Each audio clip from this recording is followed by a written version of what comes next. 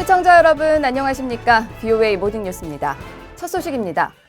중국과 일본, 싱가포르 등을 오가며 북한의 무역 판로를 개척했던 전 북한 고위 관리가 대북 제재의 누수 현상이 심각하다고 지적했습니다. 또 북한의 석탄 수출 정황이 여전하고 불법 환적은 국가 주도로 이루어지고 있다면서 이 공급자와 시장을 원칙적으로 차단하는 제재가 시급하다고 밝혔습니다. 오택성 기자입니다. 북한 노동당 39호실 고위 간부를 지낸 리정호 씨는 8일 VOA와의 인터뷰에서 유엔이 규정한 대북 정제유 공급 상한선 50만 배럴이 준수되기만 해도 북한은 큰 타격을 받는다고 말했습니다. 50만 배럴은 제재 이전 수입량의 25%도 안 되는 수준으로 정상적인 경제와 군대 운영을 어렵게 한다는 겁니다. 또 미 정부는 북한이 정제유 50만 톤을 구입한 것으로 추산했는데 북한이 구매 자금을 어떻게 구매했는지 의심스럽다고 지적했습니다. 대북 제재로 자금줄이 다 막혀 있기 때문에 50만 톤의 경유를 수입한다는 것은 보통 상식으로는 이해할 수 없어요. 50만 톤의 경유 대금은 약 3억 2천만 달러 내지 4억 달러에 달하는데 그 많은 자금이 어디서 나왔는지 의심됩니다. 리정호 씨는 이어 북한의 무역 종사자들로부터 제재 때문에 대폭 축소된 외화 수입을 만회하기 위해 각종 편법과 은밀한 거래가 활발히 진행된다는 얘기를 듣고 있다고 말했습니다.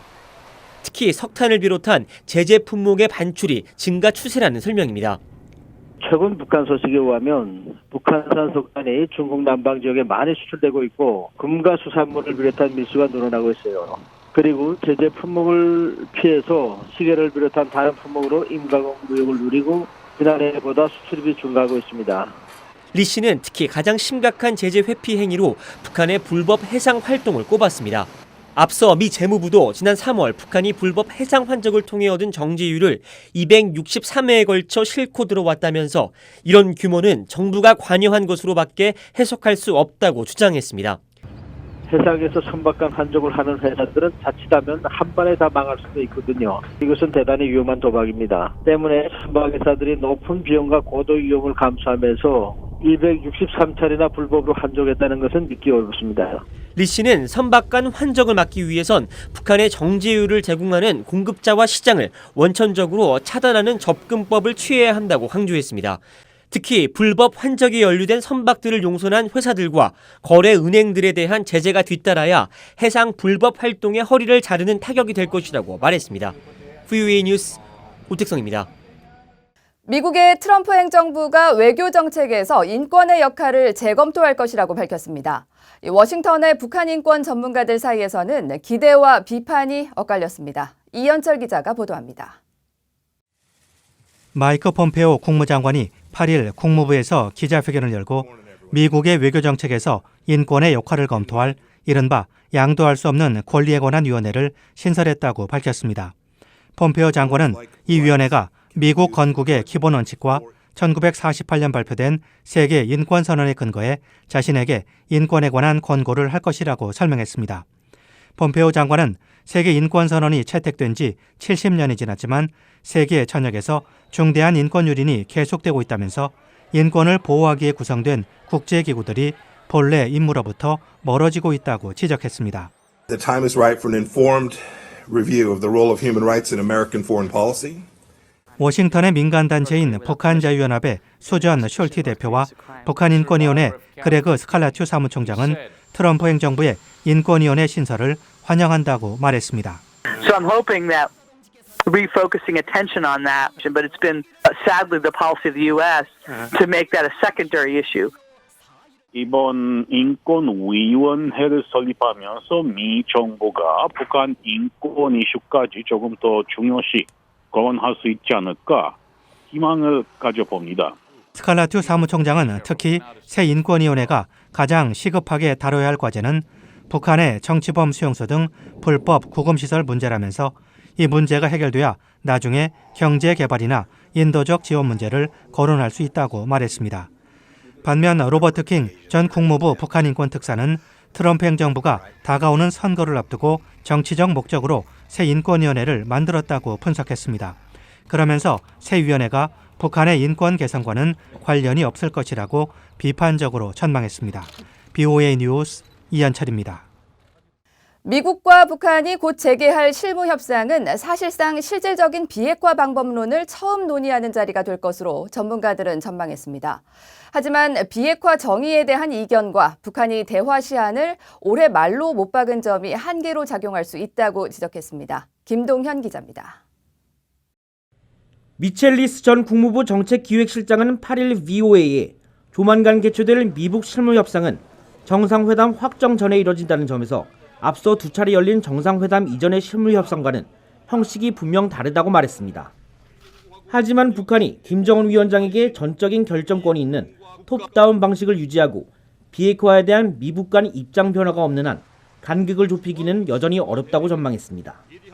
Until we get a better indication that either the U.S. or North Korea has actually adjusted their negotiating position, I don't think it's going to lead to anything substantive. 리스 전 실장은 과거에 실패한 협상을 반복하지 않기 위해선 비핵화에 대한 검증과 불가역성 부분을 김 위원장이 공식 표명할 때만이 협상 결과에 대한 기대가 높아질 수 있다고 답했습니다. 즉 싱가포르 회담에서 검증과 불가역성을 뺀 채 완전한 비핵화로만 명시한 만큼 결정권자인 김 위원장이 비핵화에 대한 정의를 명확히 해야 북측 실무진도 운신의 폭이 넓어진다는 설명입니다. 마크 피츠패트릭 전 미 국무부 비확산 담당 부차관보는 이번에 재개될 협상이 비핵화 방법론을 논의하는 첫 실무회담이 될 것이라고 평가했습니다. 하지만 비핵화 정의 등에 대한 입장 차이가 존재하는 한 실무회담에서 성과를 거두기 어렵다고 진단했습니다. But whether North Korea actually will negotiate on substance, I am not confident that they will actually discuss the definition of denuclearization. 피츠패트릭 전 부차관보는 또 김 위원장이 하노이 회담 직후 미북 대화 시한을 올해 연말로 못 박은 것이 반드시 성과를 보고해야 하는 북측 협상당에 오히려 큰 부담이 될 수 있다고 지적했습니다. 브루스 클리너 헤리티지 재단 선임연구원도 시한을 넘겨 핵실험 등 도발을 감행할 경우 대화의 판 자체가 깨지는 등 역효과를 낳는다는 점을 북한이 깨달아야 한다고 말했습니다. I would hope North Korea would realize that if it does something provocative, it's going to be counterproductive. 클링너 연구원은 도착 국면 이후 다시 실무 협상이 재개된 건 긍정적이지만 본질적으로는 싱가포르 회담 직후로 다시 돌아온 것이라며 비핵화 정의에 대한 합의 없이는 성과 도출에 여전히 회의적이라고 말했습니다. VOA 뉴스 김동윤입니다. 최근 북한에 억류됐다 풀려난 호주 유학생 알렉 시글리 씨가 자신이 간첩 행위를 했다는 북한의 주장은 거짓이라고 반박했습니다. 시글리 씨는 9일 자신의 트위터에 자신이 북한 전문 매체 NK뉴스에 건넨 유일한 자료는 블로그에 공개된 내용이며 다른 미디어에 건넨 자료도 마찬가지라고 밝혔습니다. 또 자신은 여전히 북한에 관심이 많고 학문적 연구를 계속하고 싶지만 적어도 앞으로 한동안은 북한을 방문할 계획이 없으며 자신이 운영하는 북한 전문 여행사의 일정도 추가 공지가 있을 때까지 취소될 것이라고 설명했습니다. 앞서 북한 조선중앙통신은 지난 6일 시글리 씨가 NK뉴스 등 반공화국 언론 매체에 북한 내부 실태 자료를 넘겨주는 모략 선전 행위를 하다 현행범으로 체포된 뒤 추방됐다고 주장했습니다. 호주 국방부는 북한이 비핵화를 위한 구체적인 조치들을 취할 때까지 압박을 유지할 것이라고 밝혔습니다. 호주 국방부는 최근 북한의 선박 간 불법 환적을 막기 위한 추가 계획을 묻는 VOA의 질문에 호주는 유엔 안보리 결의를 위반하는 북한의 불법 환적을 모니터하고 차단하기 위해 파트너 국가들과 협력하고 있다면서 이같이 밝혔습니다. 호주는 북한의 불법적인 선박 간 해상 환적을 단속하기 위해 지난 2018년 5월부터 해상 초계기 4대를 일본에 파견하고 해군 군함을 아시아 태평양 영내에 2번 배치하는 등 대북 제재 이행을 지지하기 위한 노력을 했다고 설명했습니다. 북한의 지난 6월 겨울 밀과 보리의 수확량이 평년의 20% 감소 예상치에도 못 미치고 올 가을 농작물 작황도 평년보다 더 떨어질 것이라고 국제기구 지오그램이 전망했습니다. 지구관측 국제농업 모니터링 그룹인 지오그램은 8일 발표한 조기경보 작황 모니터를 통해 북한의 주요 작물인 옥수수와 쌀의 생육이 가뭄 때문에 악영향을 받고 있다고 분석했습니다. 이 기구는 북한 내 농업용수 공급량이 가뭄이 심각했던 지난해의 절반에도 못 미치는 상황이라면서 장마철인 7월 말에서 9월 사이에 강수량이 개선되지 않으면 가을 수확량이 악영향을 받을 것이라고 내다봤습니다. 이상으로 VOA 모닝뉴스를 마칩니다. 시청해주신 여러분 고맙습니다.